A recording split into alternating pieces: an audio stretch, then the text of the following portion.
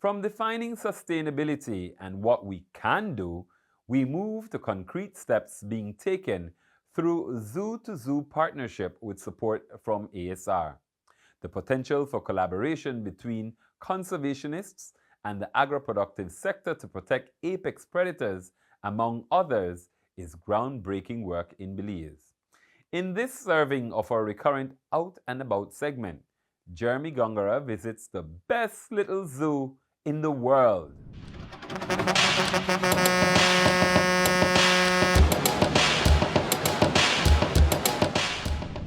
William, for this segment, I'm at the best little zoo in the world. For those viewing, you might be wondering what we're doing here today and what's the connection between Tower Hill and the Belize Zoo. Well, let me tell you, Jaguar preservation. For this segment, we will be taking a closer look at the most powerful cat in the Northern Hemisphere, the jaguar.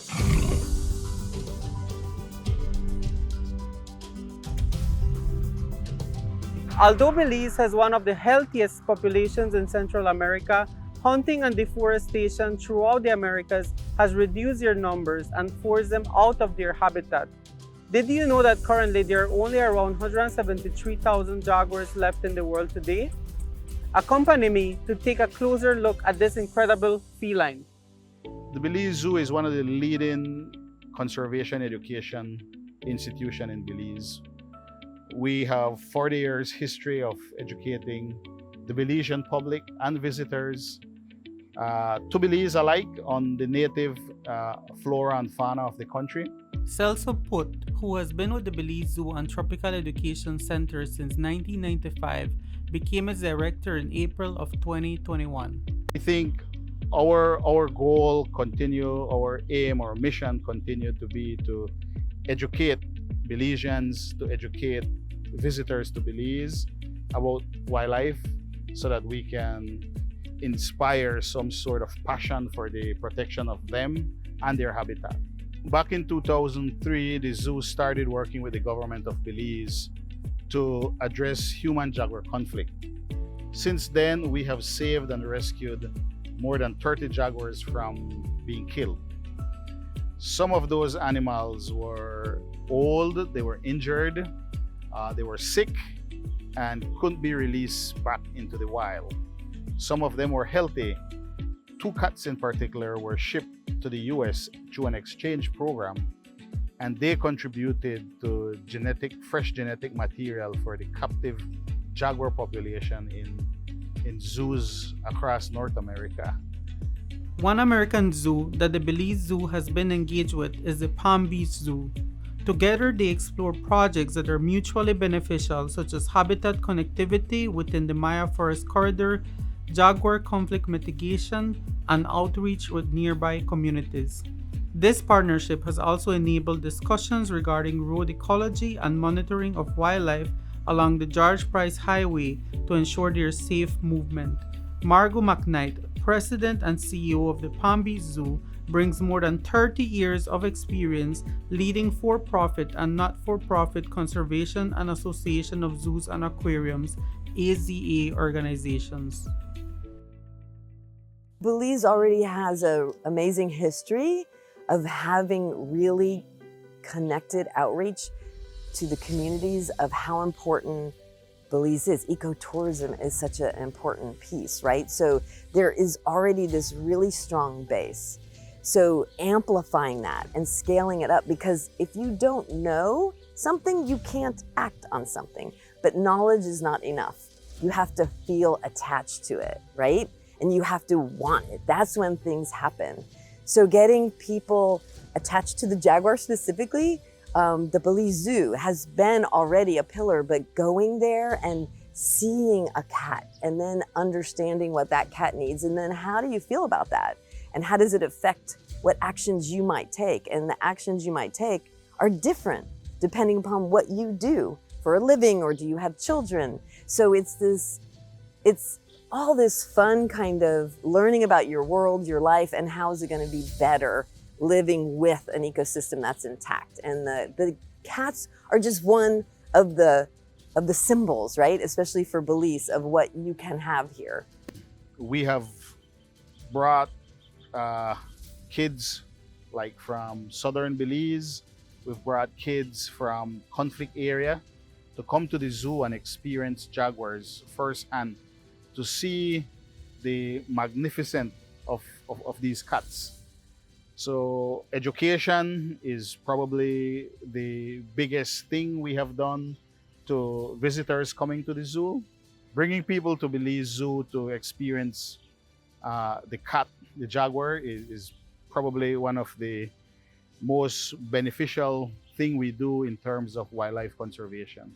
Jaguar is the apex predator. It's the top of the food chain animal for Belize, and a healthy jaguar population signifies a healthy wildlife population in general. Wildlife is an important part of Belize's tourism industry. Belize's tourism industry is an important part of the country's GDP.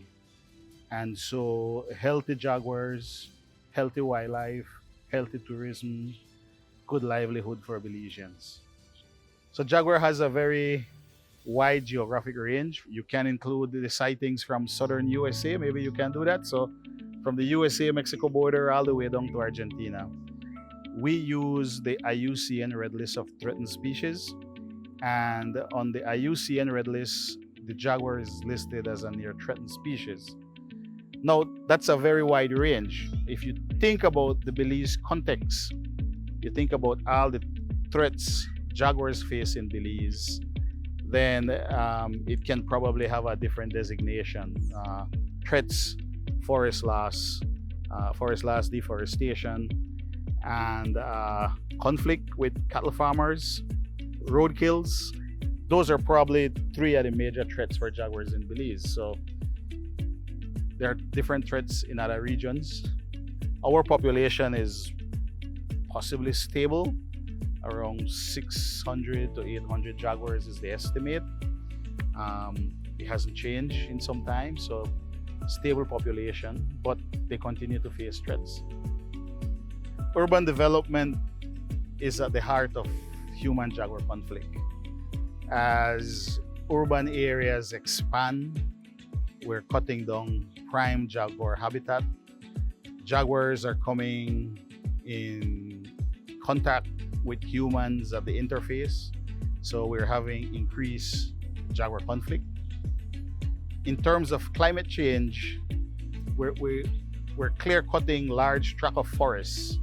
We're not taking into consideration watersheds. We're not taking into consideration the long-term effect of the water cycle.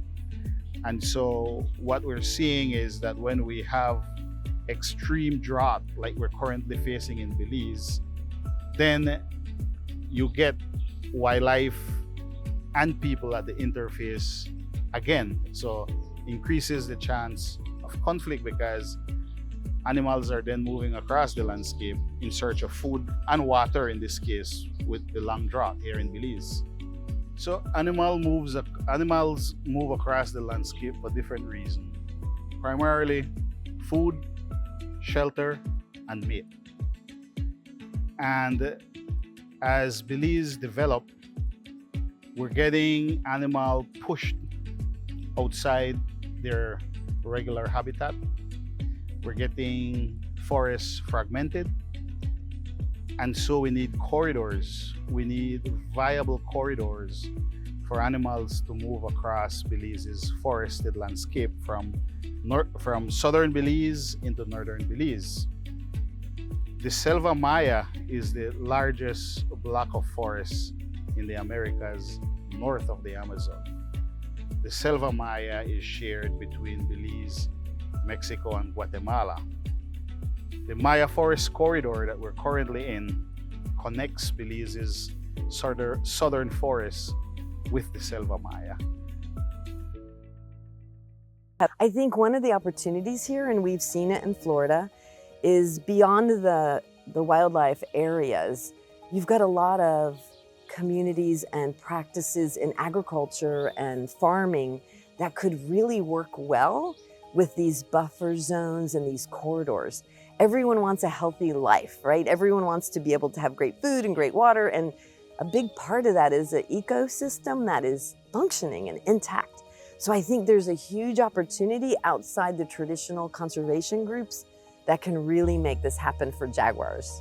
One of the things for agricultural communities and farming communities, these are green, open spaces as opposed to a city or a community that has roads and schools and people going to the grocery store. These in-between spaces that humans need and we grow our food are also potentially really good overlapping areas for wildlife to move through the habitats. We found this in Florida. Some of our best advocates for Florida panthers are the cattle owners, the ranchers, because they see their big, beautiful open ranches as a place that these panthers can go through. And sugarcane in Florida, these species can move through a green space as opposed to a city or roads. As we all know, roads are difficult for humans to cross sometimes, and animals just have not evolved to learn how to cross a road. Corridor is important because wide range species like jaguars need a lot of land to move across the landscape, and so the corridor will provide that safe passage for them to move from point A to point B across the country's landscape. When you look at cane fields, they're a monocrop. And so when you look across a cane field landscape, all you see is sugarcane. I think if cane farmers can start incorporating small corridors to provide safe passage for wildlife, not only jaguars, but jaguar prey, so armadillos. Armadillos are one of the primary prey species for jaguar.